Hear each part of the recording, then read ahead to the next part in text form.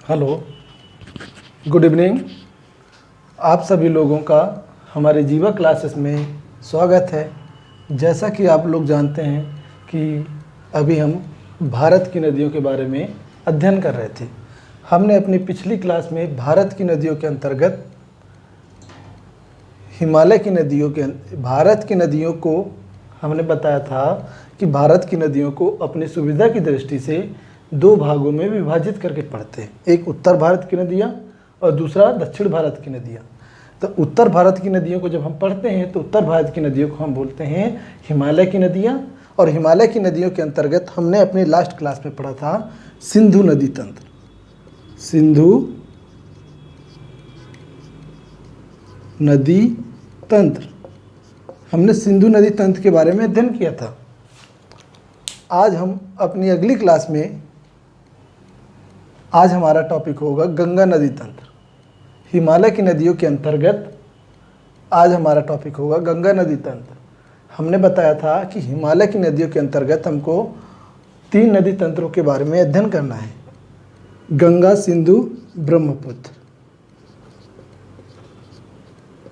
ब्रह्मपुत्र नदी तंत्र,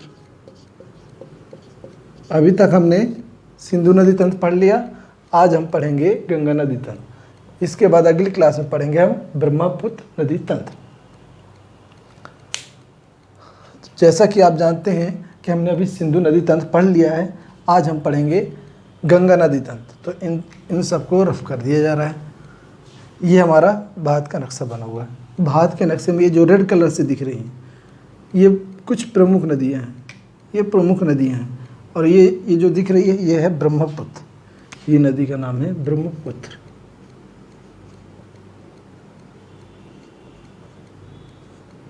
क्योंकि ब्रह्मपुत्र इसलिए बना है क्योंकि ब्रह्मपुत्र नदी जो है गंगा नदी में आकर के मिल जाती है, इसलिए मैं ब्रह्मपुत्र नदी को दर्शाना वहाँ पे जरूरी था। क्लियर है? जैसे कि पूरा भारत का नक्शा बना है, अगर मैं इसको यहाँ से रफ कर दूँ तो कोई समस्या नहीं होनी चाहिए आप लोगों को। क्लियर है? क्योंकि अगर ये स्पेस खाली रहेगा तो मैं कुछ लिख सकूँगा, इसलिए मैं ये चीज़ रफ कर दिया। क्लियर है ना आप लोगों को?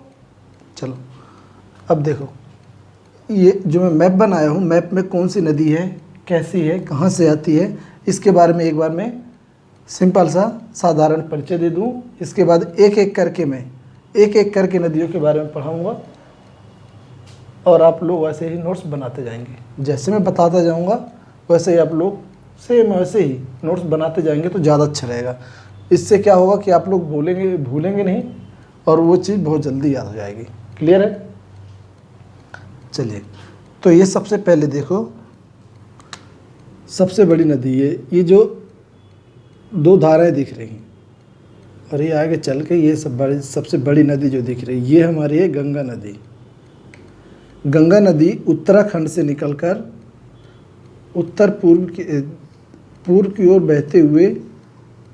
बहते हुए बांग्लादेश में प्रवेश करती है। गंगा नदी उत्तराखंड से निकल करके पूर्व की ओर बहती है और उत्तराखंड के बाद उत्तर प्रदेश के बाद बिहार के बाद झारखंड के बाद पश्चिम बंगाल। मतलब कि गंगा नदी भारत के 5 राज्यों से होकर के बहते हुए बांग्लादेश में प्रवेश कर जाती है। गंगा नदी कहाँ से निकलती है? उत्तराखंड ग्लेशियर। उत्तराखंड से निकलती है गंगोत्री ग्लेशियर से। गंगा नदी जब नदी निकलती है तो ये गंगा नदी 2 नदियों की संयुक्त धारा को ही गंगा नदी बोलते हैं। पहले एक महानंदा और भागीरथी। महानंदा और भागीरथी, इन दोनों की संयुक्त धारा को हम इन दोनों नदियों की महानंदा बोल दिया, अलकनंदा। भागीरथी और अलकनंदा, ये दोनों नदियों की संयुक्त धारा को हम गंगा नदी बोलते हैं। ठीक है? ये भागीरथी और अलकनंदा। भागीरथी है ये गंगोत्री ग्लेशियर से निकलती है और ये जो है ये सतपथ ग्लेशियर है, वहाँ से निकलती है। जब ये अलकनंदा सतपथ ग्लेशियर से निकलती है तो अलकनंदा 2 शाखाओं में विभक्त रहती है। अलकनंदा सतपथ ग्लेशियर से 2 नदियाँ निकलती हैं। एक का नाम रहता है धौली गंगा, एक नदी का नाम रहता है धौली गंगा, दूसरी नदी का नाम रहता है विष्णु गंगा।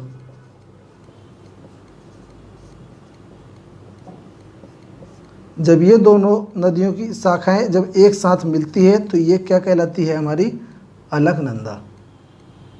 ये नदी कहलाती है अलकनंदा। क्लियर है? जब ये दोनों नदियां सतपथ ग्लेशियर से, मैंने क्या बताया? गंगा नदी भागीरथी और अलकनंदा नदी, अलकनंदा ये गलत लिखा हुआ है, अलकनंदा भागीरथी और अलकनंदा नदी की संयुक्त धारा को हम गंगा नदी के नाम से जानते हैं। और ये संयुक्त धारा देवप्रयाग में, ये संयुक्त धारा देवप्रयाग में, उत्तराखंड में ही देवप्रयाग है जहाँ पर ये मिलती है दोनों नदियाँ।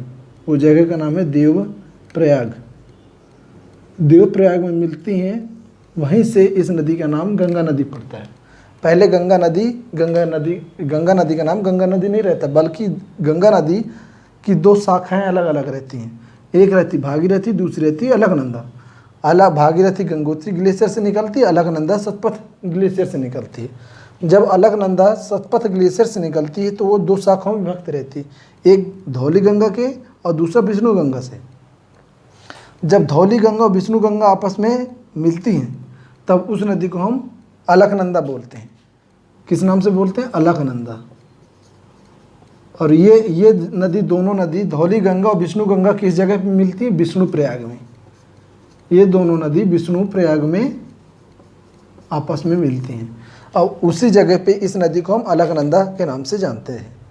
जब विष्णुप्रयाग से ये नदी, जब विष्णुप्रयाग से आगे निकलती है, तो एक नदी है पिंडारिन, एक पिंडारिन करके नदी है, कर्णप्रयाग। पिंडारिन करके नदी है। अलकनंदा जब आगे बढ़ती है, कर्णप्रयाग में जब पहुंचती है, जब अलकनंदा नदी कर्णप्रयाग में पहुंचती है तो अलकनंदा नदी में आकर के एक पिंडारिन नदी मिलती है। ठीक है? इसके बाद जब ये कर्णप्रयाग से जब ये नदी, यही अलकनंदा जब कर्णप्रयाग से आगे जाती है, तो ये देवप्रयाग में ये अलकनंदा नदी देवप्रयाग में भागीरथी नदी से मिल जाती है। देवप्रयाग में भागीरथी नदी से मिल जाती है। ये हो गई अलकनंदा और दूसरी हो गई भागीरथी। अलकनंदा और भागीरथी देवप्रयाग में जब मिलती है तो इसकी संयुक्त धारा को हम क्या बोलते हैं? गंगा। क्लियर हो गया है? इसकी संयुक्त धारा को हम गंगा बोलते हैं। फिर से एक बार रिवाइज करता हूँ। गंगा नदी का उद्गम होता उत्तराखंड से। गंगा नदी कोई पहले गंगा नदी नहीं थी, ये कोई गंगा नदी नहीं थी। ये 2 नदियों की संयुक्त धारा को ही हम गंगा नदी बोलते हैं। 2 नदी कौन कौन सी थी? भागीरथी और अलकनंदा। ये जब 2 नदियाँ देवप्रयाग में आपस में मिलती हैं, जब ये दोनों नदियाँ भागीरथी और अलकनंदा देवप्रयाग में जब आपस में मिलती है तो उन दोनों की संयुक्त धारा को हम गंगा नदी के नाम से जानते हैं। भागीरथी गंगोत्री ग्लेशियर से, उत्तराखंड के गंगोत्री ग्लेशियर से निकलती है, जबकि अलकनंदा नदी उत्तराखंड में सतपथ ग्लेशियर है। सतपथ ग्लेशियर से अलकनंदा नदी निकलती है। ये अलकनंदा नदी कोई एक अकेली नदी नहीं थी। ये अलकनंदा जो नदी है ये भी 2 शाखाओं में, सतपथ ग्लेशियर से 2 नदी निकलती हैं। सतपथ ग्लेशियर से 2 नदी निकलती हैं। जैसे मैंने बताया गंगा नदी के बारे में कि गंगा नदी दो नदियों की संयुक्त धारा को हम गंगा नदी बोलते हैं। वैसे ही अलकनंदा नदी जो है, अलकनंदा नदी 2 नदियों की संयुक्त धारा को अलकनंदा नदी बोलते हैं। अब 2 नदी कौन सी हैं? एक थी धौली गंगा, दूसरी थी विष्णु गंगा। जब सतपथ ग्लेशियर से धौली गंगा और विष्णु गंगा जब निकलती हैं और वो विष्णु प्रयाग पहुंचती हैं, जब वो विष्णु प्रयाग में धौली गंगा और विष्णु गंगा आपस में मिल जाती हैं तो उन दोनों की संयुक्त धारा को हम अलकनंदा के नाम से जानने लगते हैं। वही अलकनंदा नदी आगे जाती है उत्तराखंड में ही, उत्तराखंड में आगे जाती है कर्णप्रयाग में। जब वो अलकनंदा नदी कर्णप्रयाग में पहुंचती है तो वो कर्णप्रयाग में एक पिंडारिन करके नदी है, कर्णप्रयाग में पिंडारिन करके नदी, वो आकर के अलकनंदा नदी से मिल जाती है। ठीक है, फिर जब कर्णप्रयाग के आगे अलकनंदा नदी आगे जाती है तो देवप्रयाग पड़ता है। मैंने क्या बताया, विष्णु प्रयाग, फिर कर्णप्रयाग, फिर देवप्रयाग। विष्णु प्रयाग में पहले मिली कौन सी नदी, धौली गंगा और विष्णु गंगा, कहाँ पर, विष्णु प्रयाग में। इसके बाद विष्णु प्रयाग से आगे गए तो कर्णप्रयाग में आके कौन सी नदी मिली, पिंडारी नदी। जब कर्णप्रयाग से आगे गए तो देवप्रयाग, कर्णप्रयाग के आगे जब गई नदी तो देवप्रयाग पड़ता। देवप्रयाग में अलकनंदा और भागीरथी जब दोनों मिली तो इन दोनों नदियों की संयुक्त धारा को हम गंगा नदी के नाम से जानने लगे। अब ये गंगा नदी पूर्व की ओर प्रवाहित होते हुए उत्तराखंड, उसके बाद उत्तर प्रदेश, उसके बाद बिहार, इसके बाद झारखंड, इसके बाद पश्चिम बंगाल और इसके बाद ये बांग्लादेश में प्रवेश कर जाती है। इस प्रकार गंगा नदी उत्तराखंड के क्या बोलते हैं, गंगा नदी उत्तराखंड के गंगोत्री ग्लेशियर से निकलती है। लेकिन मैंने बताया गंगा नदी दो धाराओं में पहले विभक्त थी। जब दोनों धारा आपस में मिलती तो उन दोनों धाराओं को हम गंगा नदी के नाम से जानते हैं। जब गंगा नदी आगे जाती है, जब गंगा नदी उत्तर पूर्व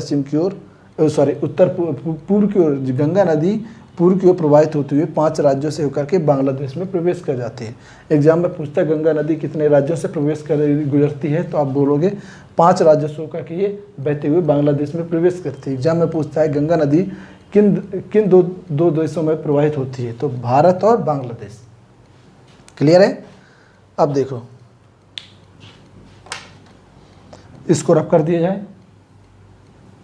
ये तो हमारी गंगा नदी के बारे में समझाया मैंने। अब ये गंगा नदी मैंने बताई, ये गंगा नदी प्रवाहित होते हुए बांग्लादेश में प्रवेश करती है। गंगा नदी को पश्चिम बंगाल में भागीरथी के नाम से भी जानते हैं। याद रखना, पश्चिम बंगाल में भागीरथी के नाम से भी जानते हैं, भागीरथी। गंगा नदी को पश्चिम बंगाल में भागीरथी बोलते हैं, जबकि बांग्लादेश में गंगा नदी को पद्मा के नाम से जानते हैं, पद्मा। ठीक है। गंगा नदी को पश्चिम बंगाल में भागीरथी और बांग्लादेश में पद्मा के नाम से जानते हैं। क्लियर है।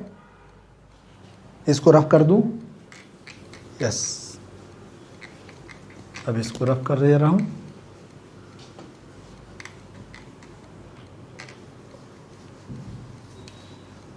अब देखो, गंगा नदी, ये दूसरी रेड कलर से नदी आ रही है। गंगा नदी के दाएं तट पर आकर के एक दूसरी बड़ी सी नदी मिलती है, उसको हम यमुना नदी के नाम से जानते हैं। यमुना नदी का उद्गम उत्तराखंड के यमुनोत्री ग्लेशियर से होता है और आकर के यमुना नदी इलाहाबाद में आकर के गंगा नदी से मिल जाती है। क्लियर है। जब गंगा नदी पश्चिम बंगाल में पहुंचती है, तो गंगा नदी की एक शाखा, ये जो मैंने बताया है, गंगा नदी की एक शाखा अपनी मुख्य धारा को छोड़ करके दक्षिण की ओर प्रवाहित होने लगती है और वो जाकर के बंगाल की खाड़ी में मिल जाती है, जिसे हम हुगली नदी के नाम से जानते हैं, हुगली। और इसी हुगली नदी के तट पर हमारा पश्चिम बंगाल की राजधानी कोलकाता स्थित है। क्लियर है। चलो, गंगा नदी को पश्चिम बंगाल में भागीरथी के नाम से जानते हैं, भागीरथी। जब गंगा नदी पश्चिम बंगाल में प्रवेश करती है तो गंगा नदी को पद्मा के नाम से जानने लगते हैं, पद्मा नदी। क्लियर है? अब देखो ये है ब्रह्मपुत्र नदी। ये ब्रह्मपुत्र नदी जब भारत में प्रवेश करती है तो इसको दिहांग के नाम से, अरुणाचल प्रदेश में दिहांग के नाम से जानते हैं। और जब ये गंगा नदी तिब्बत पठार से निकल करके पूर्व की ओर प्रवाहित होती है तो इसको सांगपो के नाम से जानते हैं। तिब्बत के पठार में इसको सांगपो के नाम से जानते हैं। जब ये नदी भारत के अरुणाचल प्रदेश में प्रवेश करती ब्रह्मपुत्र तो उसको दिहांग के नाम से जानते हैं। और जब यही नदी अरुणाचल प्रदेश के आगे असम राज्य में जाती है तो उसको ब्रह्मपुत्र के नाम से जानने लगते हैं।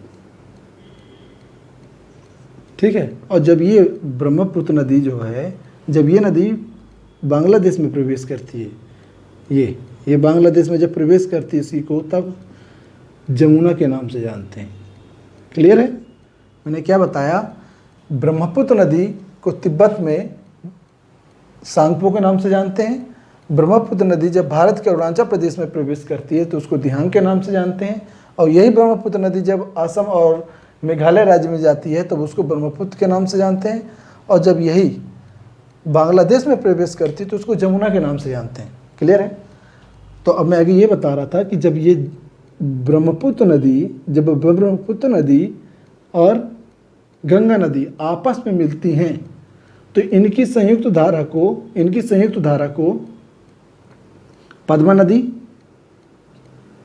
और इसको क्या बोलते हैं? ब्रह्मपुत्र नदी। ब्रह्मपुत्र नदी किसको बोलते हैं? ब्रह्मपुत्र नदी का दूसरा नाम है जमुना। ब्रह्मपुत्र नदी का दूसरा नाम है बांग्लादेश में क्या बोलते हैं? जमुना। क्लियर है? और मैंने क्या बताया? गंगा नदी को बांग्लादेश में क्या नाम से जानते हैं? पद्मा। तो ये गंगा नदी यानी पद्मा नदी और जमुना नदी यानी ब्रह्मपुत्र नदी जब ये दोनों आपस में मिलती है तो इन दोनों की संयुक्त धारा को हम किस नाम से जानने लगते हैं? पद्मा नदी के नाम से। बांग्लादेश में गंगा और ब्रह्मपुत्र की संयुक्त धारा को पद्मा नदी के नाम से जानते हैं। और जब यही दोनों नदियाँ आगे बढ़ती है तो मणिपुर से आकर के ये बने हुए है, ये डॉट, तो ये मणिपुर से एक नदी आके मिलती है ब्रह्मपुत्र नदी में। यानी कि पद्मा नदी पे आकर के ब्रह्मपुत्र से मणिपुर से एक नदी निकलती है, उसका नाम है मेघना या बराक। इधर है मणिपुर, यानी कि ब्रह्मपुत्र के लेफ्ट साइड से एक नदी आके मिलती है जिसके हम क्या बोलते हैं? बराक नदी, या इसी को बोलते हैं मेघना नदी। ठीक है? तो जब ये ब्रह्मपुत्र नदी पद्मा नदी में आकर के मेघना नदी मिलती है तो इन दोनों की संयुक्त धारा को हम बांग्लादेश में मेघना के नाम से जानते हैं। अब यहाँ से बहुत सारे क्वेश्चन बन गए कि ब्रह्मपुत्र नदी का नाम बांग्लादेश में क्या है? ब्रह्मपुत्र नदी का नाम बांग्लादेश में क्या है? तो आप क्या बताओगे? जमुना। अगर पूछता है गंगा नदी का बांग्लादेश में नाम क्या है, गंगा नदी का बांग्लादेश में नाम क्या है, तो आप क्या नाम बताओगे? पद्मा। अगर बोलता है कि गंगा नदी और ब्रह्मपुत्र नदी की संयुक्त धारा को किस नाम से जानते हैं, तो क्या नाम बताओगे? पद्मा। गंगा नदी और ब्रह्मपुत्र नदी की संयुक्त धारा को हम पद्मा के नाम से जानते हैं। क्लियर है? अगर बोलता है कि मेघना किन दो नदियों की संयुक्त धारा को बोला जाता है, तो याद रखना पद्मा नदी और बराक नदी। ऑप्शन में आएगी यही, पद्मा और बराक की संयुक्त धारा को मेघना के नाम से जानते हैं। तो ऑप्शन में क्या लगाओगे? पद्मा और बराक। मेघना तो आएगा नहीं, क्योंकि मेघना तो कोई भी अंदाजे लगा देगा, और पद्मा सबको जानता है ब्रह्मपुत्र नदी का नाम है। लेकिन सच क्या है? पद्मा किसका नाम है? गंगा नदी का पद्मा नाम है। ब्रह्मपुत्र नदी का नाम क्या है? जमुना। इन दोनों की संयुक्त धारा क्या बोलते हैं? पद्मा। जब पद्मा नदी से आकर के बराक नदी मिलती है तो उन दोनों की संयुक्त धारा को मेघना के नाम से जानते हैं। क्लियर है? अब देखो इसके बाद गंगा नदी के दाएं तट पर आकर के मैंने बताया यमुना नदी मिल जाती है। यमुना नदी एकमात्र नदी है जो हिमालय से निकल करके गंगा नदी के दाएं तट पर आके मिलती है। जो हिमालय से निकल करके, यमुना नदी एकमात्र नदी है जो हिमालय से निकल करके गंगा के दाएं तट पर आके मिलती है। बाकी नदियाँ जो हैं हिमालय से जो निकलने वाली नदियाँ हैं, ये देखो ये सब हिमालय से निकलने वाली हैं, ये सब हिमालय से निकलने वाली नदियाँ। हिमालय से निकलने वाली बाकी नदियाँ सब बाएं तट पर आके मिलती हैं। क्लियर है? तो अब आगे क्या कि गंगा नदी की सहायक नदियाँ, गंगा नदी की सहायक नदियों को दो भागों में हम विभाजित करके पढ़ते हैं। क्यों? इसलिए विभाजित करके पढ़ते ताकि हम लोग कंफ्यूजन हो। अपनी सुविधा की दृष्टि से गंगा नदी के बाएं तट पर आने वाली नदियाँ, गंगा नदी के बाएं तट पर मिलने वाली सहायक नदियाँ और गंगा नदी के दाएं तट पर मिलने वाली सहायक नदियाँ। क्लियर है? तो दाएं तट पर आके मिलने वाली प्रमुख नदी यमुना नदी है। यमुना नदी में आकर के चंबल, सिंध, बेतवा, केन, ये नदियाँ आकर के चंबल नदी में यमुना नदी में मिल जाती हैं। चंबल, सिंध, बेतवा, केन, ये चारों नदियाँ यमुना नदी में आकर के मिल जाती हैं। क्लियर है? ये चारों नदियाँ कहाँ से निकलती हैं? प्रायद्वीपीय भारत के उत्तर से ये नदियाँ निकलती हैं। या फिर ये कहा जाए कि ये चारों नदियाँ मालवा के पठार से निकल करके उत्तर की ओर प्रवाहित होती है, यमुना नदी से मिल जाती हैं। ये और इसके अलावा थी कौन सी? टोंस और सोन। ये दोनों नदियाँ सोन नदी बिहार में जाके मिलती है और टोंस नदी उत्तर प्रदेश में जाके मिल जाती है। क्लियर है? अब देखो ये तो थी दाएं तट पर आकर के मिलने वाली सहायक नदियाँ, गंगा नदी के दाएं तट पर आकर के मिलने वाली सहायक नदियाँ। बाएं तट पर आकर के मिलने वाली सहायक नदी कौन कौन सी हैं? रामगंगा, गोमती, घाघरा, गंडक, कोसी, महानंदा। ये प्रमुख नदियाँ हैं जो बाएं तट पर आकर के गंगा नदी से मिलती हैं। क्लियर है? तो ये चीज़ तो था, मैंने समझा दिया। अब मैं जैसे बोलता जाऊँगा वैसे आप एक एक करके लिखते जाएंगे। जैसे जैसे मैं बोलता जाऊँगा वैसे आप एक एक लाइन से लिखते जाएंगे। क्लियर है? अगर किसी को कहीं पर भी कोई डाउट होता तो आप हमारे इस वीडियो में कमेंट करके पूछ सकते हैं, जिसका आपको जवाब अवश्य दिया जाएगा। क्लियर है? तो अब हेडिंग में लिखेंगे गंगा नदी तंत्र। भारत में सबसे, मैं जैसे बोलता जाऊँगा वैसे आपको जल्दी जल्दी लिखते जाना है। भारत में सबसे बड़ी नदी तंत्र गंगा नदी तंत्र है। भारत में गंगा नदी का जलग्रहण क्षेत्र सबसे बड़ा है। भारत में गंगा नदी का जलग्रहण क्षेत्र सबसे बड़ा है। गंगा नदी दो देशों से होकर प्रवाहित होती है, पहला भारत, दूसरा बांग्लादेश। गंगा नदी का निर्माण उत्तराखंड में दो नदियों की संयुक्त धारा से होता है। अभी हमने बताया था गंगा नदी का निर्माण उत्तराखंड की दो नदियाँ भागीरथी और दूसरा मैंने क्या बताया था? अलकनंदा।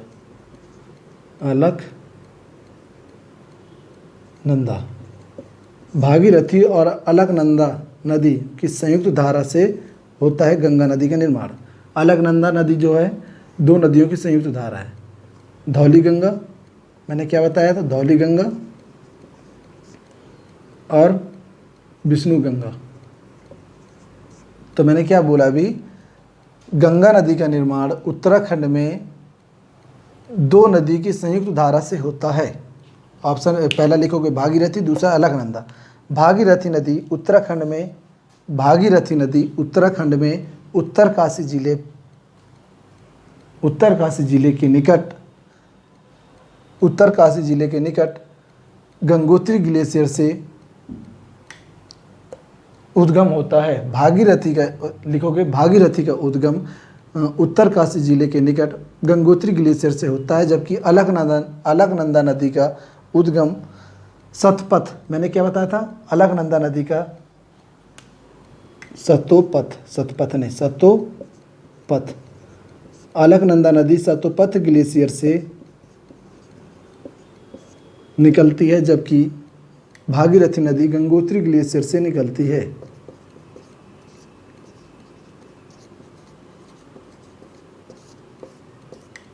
क्लियर है? भागीरथी और अलकनंदा नदियाँ देवप्रयाग में देवप्रयाग में आपस में मिल जाती है और इन दोनों नदियों की संयुक्त धारा को ही हम गंगा के नाम से जानते हैं। भागीरथी और अलकनंदा नदियाँ देवप्रयाग में आपस में मिल जाती हैं और इन दोनों नदियों की संयुक्त धारा को हम गंगा के नाम से जानते हैं। आगे नेक्स्ट लिखोगे अलकनंदा के बारे में पढ़ेंगे, क्योंकि अब तो हमने गंगा के बारे में इतना पढ़ लिया कि भागीरथी और अलकनंदा की संयुक्त धारा को हम गंगा नदी बोलते हैं। ये कहाँ मिलती हैं? देवप्रयाग में मिलती हैं। अब हम इसके बारे में पढ़ना धौली अलकनंदा नदी के बारे में। तो अलकनंदा नदी दो नदियों की संयुक्त धारा को अलकनंदा नदी के नाम से जानते हैं। धौली गंगा और विष्णु गंगा की संयुक्त धारा को अलकनंदा नदी के नाम से जानते हैं। धौली गंगा और विष्णु गंगा सतोपथ ग्लेशियर से निकल करके विष्णु प्रयाग में आपस में मिल जाती है और इन दोनों की संयुक्त धारा को अलकनंदा के नाम से जानते हैं। ठीक है, अब आगे लिखो। अब तो हमने अलकनंदा के बारे में पढ़ लिया है, भागीरथी के बारे में भी पढ़ लिया और धौली गंगा विष्णु गंगा के बारे में भी हमने पढ़ लिया। अब ये दोनों की संयुक्त धारा गंगा होगा। अब गंगा के बारे में आगे पढ़ेंगे। तो आगे लिखोगे गंगा नदी भारत के 5 राज्यों से होकर गुजरती है। भारत के 5 राज्यों से होकर गुजरती है, जिनका क्रम पश्चिम से पूर्व की ओर इस प्रकार है। पश्चिम से पूर्व की ओर इस प्रकार है। सबसे पश्चिम में कहाँ से निकलती है ये गंगा नदी? उत्तराखंड।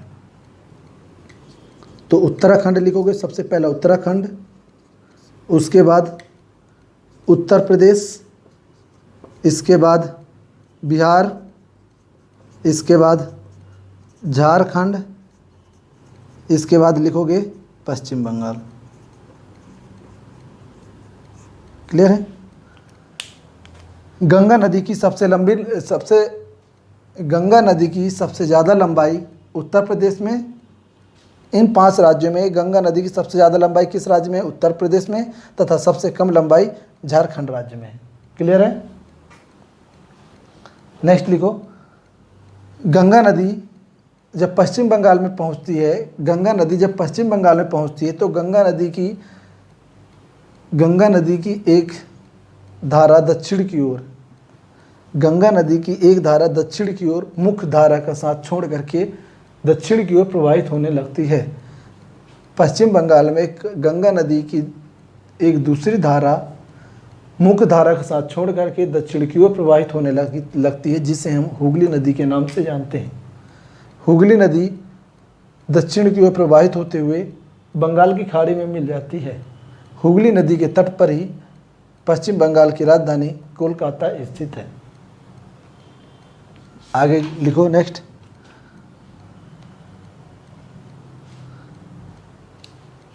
मैंने इसके पहले आपको बताया था, जब पठार के बारे में बता रहा था तो हमने ये बताया था झारखंड और पश्चिम बंगाल में छोटा नागपुर का पठार है। हमने पढ़ाया था ऐसे, और ये भी बताया था ऐसे चोटी के बारे में। इसकी पूर्वी चोटी हमने बताया था, पहाड़ी के बारे में, राजमहल की पहाड़ी बता रहे थे, राजमहल की पहाड़ी। तो शायद आपको याद आ गया होगा। हमने ये भी बताया था कि यहाँ से छोटा नागपुर के पठार से एक नदी निकलती, जो छोटा नागपुर के पठार को 2 भागों में, उत्तर और दक्षिण के भाग में बराबर विभाजित करती है। जो नदी हमने ये बताया था पश्चिम से पूर्व की ओर प्रवाहित होती है और वो नदी जा करके हुगली नदी में मिल जाती है। तो ये नदी है दामोदर नदी, है ना। तो क्या लिखोगे? छोटा नागपुर पठार के बीचों बीच छोटा नागपुर के पठार के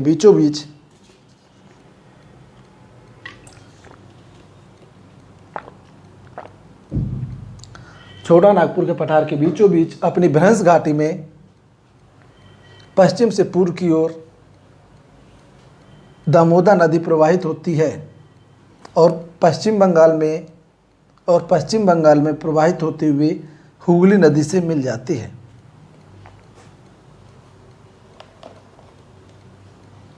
क्लियर है? अब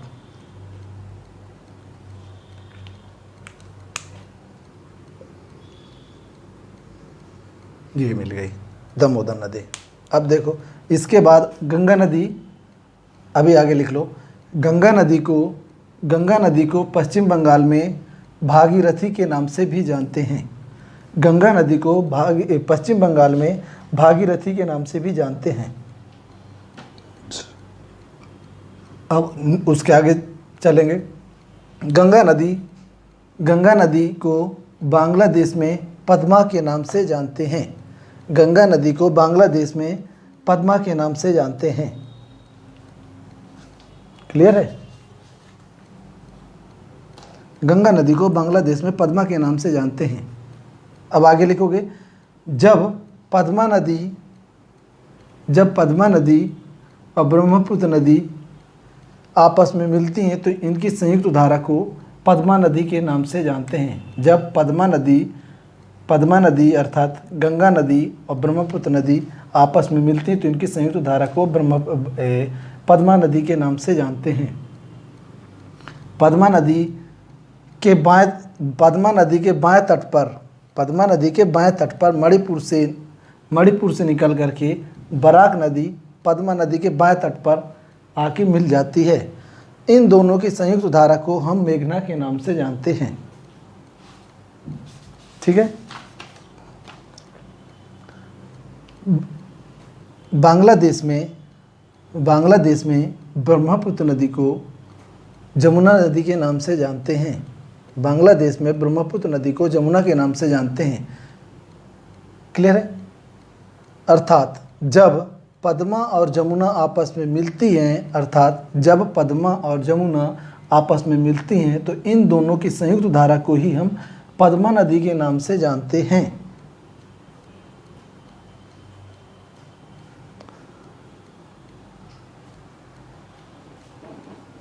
गंगा नदी, क्लियर है? अब गंगा नदी और ब्रह्मपुत्र नदी जब ये दोनों मिल जाती हैं तो आगे प्रवाहित होते हुए इसके बाद कहाँ चली जाती हैं? बंगाल की खाड़ी में। जब ये पद्मा नदी और जमुना नदी आपस में मिल करके आगे प्रवाहित होती है तो उसको पद्मा बोलते हैं। जब पद्मा नदी से आकर के मेघना नदी मिल जाती है तो उसे हम मेघना नदी के नाम से जानते हैं। गंगा नदी और ब्रह्मपुत्र नदी का डेल्टा विश्व में सबसे बड़ा डेल्टा है। गंगा नदी और ब्रह्मपुत्र नदी का डेल्टा विश्व में सबसे बड़ा डेल्टा है, जिसे हम सुंदरवन के डेल्टा के नाम से जानते हैं। सुंदरवन के डेल्टा का विस्तार हुगली नदी से लेकर के मेघना नदी तक है। सुंदरवन डेल्टा का विस्तार हुगली नदी से लेकर के मेघना नदी तक है। ठीक है? सुंदरवन के डेल्टा में मुख्य रूप से मैंग्रोव वन पाए जाते हैं। मैंग्रोव वनों की उपलब्धता के कारण ही इस डेल्टा का नाम सुंदरवन का डेल्टा रखा गया है। भारत में मैंग्रोव वनों का क्षेत्रफल सबसे ज़्यादा पश्चिम बंगाल में है। तथा दूसरा सबसे ज़्यादा गुजरात राज्य में है और तीसरा आंध्र प्रदेश राज्य में है। क्लियर है?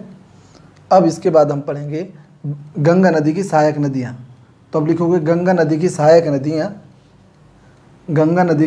नदियों के बारे में लिखोगे। हेडिंग में लिखो गंगा नदी की सहायक नदियाँ। अब आगे लिखोगे गंगा नदी की सहायक नदियों को अपने अध्ययन की सुविधा की दृष्टि से दो भागों में विभाजित करके पढ़ते हैं। पहला, गंगा नदी के बाएं तट पर आकर मिलने वाली सहायक नदियाँ और दूसरा गंगा नदी के दाएं तट पर आकर मिलने वाली सहायक नदियाँ। ठीक है ना? तो अभी हमने बाएं तट लिखा है ना, तो लिखो बाएं तट पर आकर मिलने वाली सहायक नदियाँ। आगे लिखो यमुना नदी को छोड़कर, हेडिंग में लिखो गंगा नदी के बाएं तट पर आकर मिलने वाली सहायक नदियाँ। हेडिंग में लिख लिया। अब आगे लिखोगे यमुना नदी को छोड़ करके अन्य सभी नदियाँ, केवल यमुना नदी एकमात्र मैंने पढ़ाया था ना अभी, यमुना नदी को छोड़ करके अन्य सभी नदियाँ, हिमालय से निकलने वाली अन्य सभी नदियाँ गंगा नदी के बाएं तट पर आकर मिलती हैं। तो क्या लिखोगे? यमुना नदी को छोड़ करके हिमालय से निकलने वाली अन्य सभी प्रमुख नदियाँ गंगा नदी के बाएं तट पर मिलती हैं, जिनका पश्चिम से पूर्व की ओर क्रम इस प्रकार है। पहला लिखोगे रामगंगा, दूसरा गोमती, तीसरा घाघरा लिख ले, चौथा गंडक, पांचवा कोसी और छठा लिखोगे महानंदा। क्लियर है? रामगंगा, गोमती और घाघरा नदियाँ उत्तर प्रदेश में प्रवाहित होती हैं। रामगंगा, गोमती और घाघरा ये तीनों नदियाँ उत्तर प्रदेश में प्रवाहित होती हैं, जबकि गंडक और कोसी नदियाँ जबकि गंडक और कोसी नदियाँ बिहार राज्य में प्रवाहित होती हैं। क्लियर है? तथा महानंदा, ये जो महानंदा है, महानंदा नदी पश्चिम बंगाल के दार्जिलिंग से, महानंदा नदी पश्चिम बंगाल के दार्जिलिंग की पहाड़ी से निकल करके गंगा नदी में आकर के बाएं तट पर मिल जाती है।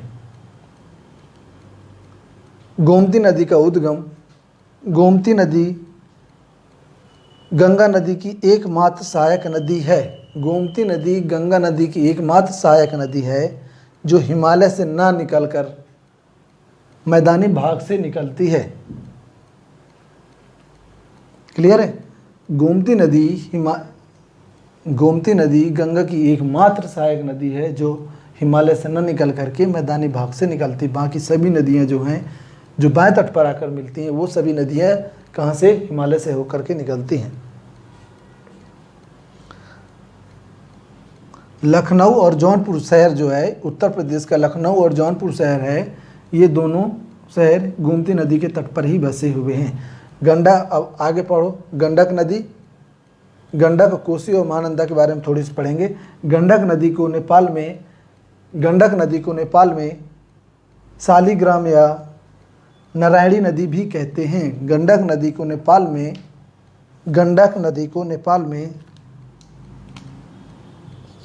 ये गंडक नदी, इस नदी को नेपाल में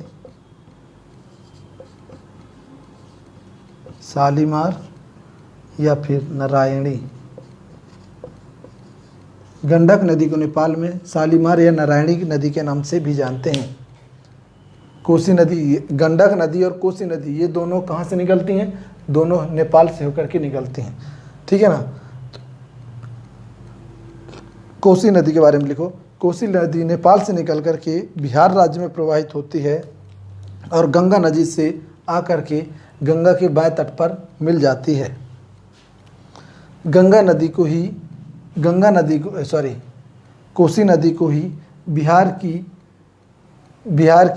कोसी नदी को ही बिहार का शोक कहते हैं। कोसी नदी को ही बिहार का शोक कहते हैं क्योंकि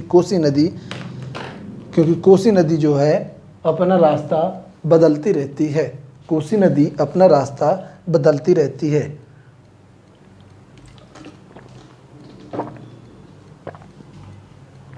कोसी नदी मैदानी भाग में जब प्रवाहित होती है, जब कोसी नदी मैदानी भाग में प्रवाहित होने लगती है तो वो सब के आकार में प्रवाहित होती है और वो अपना रास्ता कभी भी बदल लेती है। इस कारण से उसे बोलते हैं बिहार का शोक। गंगा नदी को बिहार का शोक बोला जाता है।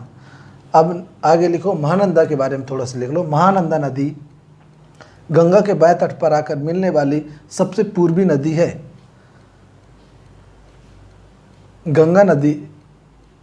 महानंदा नदी गंगा नदी के बाएं तट पर आकर मिलने वाली सबसे पूर्वी नदी है। या ये बोला जाए, या फिर ये लिख सकते हो, गंगा नदी के बाएं तट पर आकर मिलने वाली गंगा नदी के बाएं तट पर आकर मिलने वाली सहायक नदी, सबसे पूर्वी सहायक नदी महानंदा है, जो कि पश्चिम बंगाल के दार्जिलिंग से निकल करके पश्चिम बंगाल में गंगा नदी से मिल जाती है। अब आगे लिखो, नेक्स्ट हेडिंग में डालो कि गंगा नदी के दाएं तट पर आकर मिलने वाली नदियाँ। गंगा नदी के दाएं तट पर आकर मिलने वाली नदियाँ हेडिंग में लिख लिए। गंगा नदी के दाएं तट पर आकर मिलने वाली नदियाँ। आगे लिखो, गंगा नदी के तट पर आकर मिलने वाली नदियाँ, गंगा नदी के दाएं तट पर आकर मिलने वाली प्रमुख नदियाँ इस प्रकार हैं।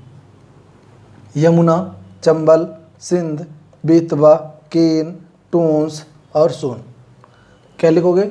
गंगा नदी के दाएं तट पर आकर मिलने वाली नदियाँ इस प्रकार हैं, पहला यमुना, दूसरा चंबल, तीसरा सिंध, चौथा बेतवा, पांचवा केन और छठा टोंस और सातवां सोन नदी।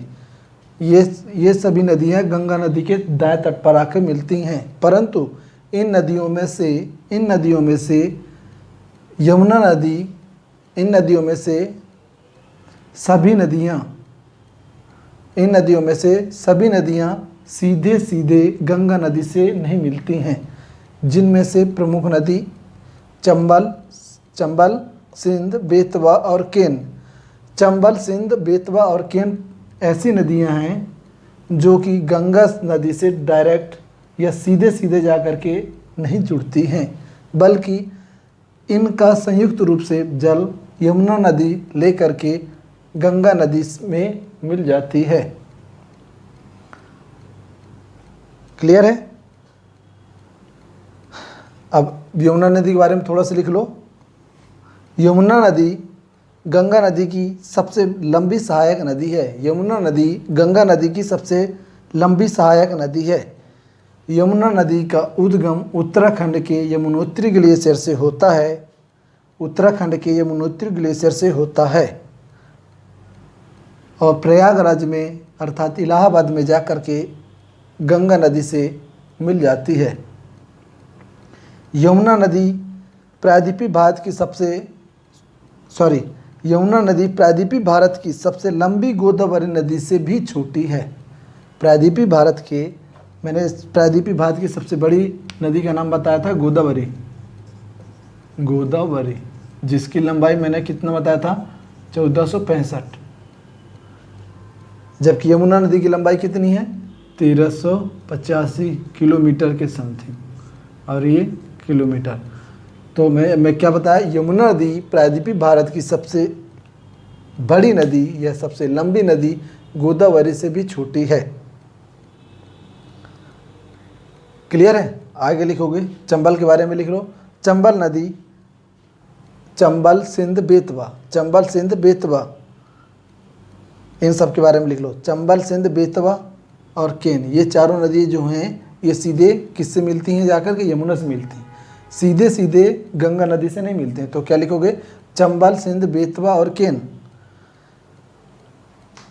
चंबल, सिंध, बेतवा और केन नदियाँ गंगा नदी तंत्र का हिस्सा हैं। गंगा नदी तंत्र का हिस्सा है, लेकिन ये नदियाँ सीधे सीधे गंगा नदी से नहीं मिलती हैं। क्लियर है? यमुना नदी की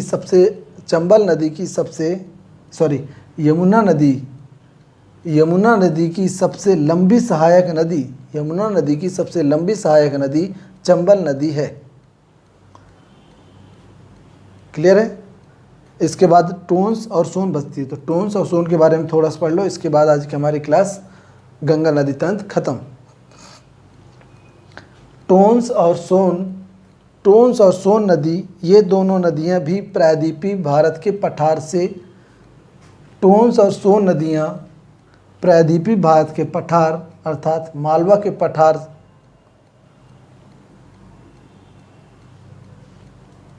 या फिर ये लिख लो, टोंस और सोन नदियां प्रायद्वीपीय भारत के पठार के उत्तर से निकल करके उत्तर की ओर प्रवाहित होते हुए गंगा नदी से मिल जाती हैं।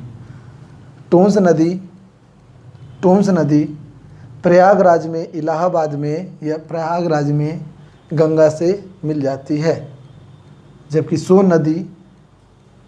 सोन नदी बिहार में पटना के पास गंगा नदी से मिल जाती है। आज की क्लास हम यहीं पे समाप्त कर रहे हैं। कल मिलेंगे। धन्यवाद।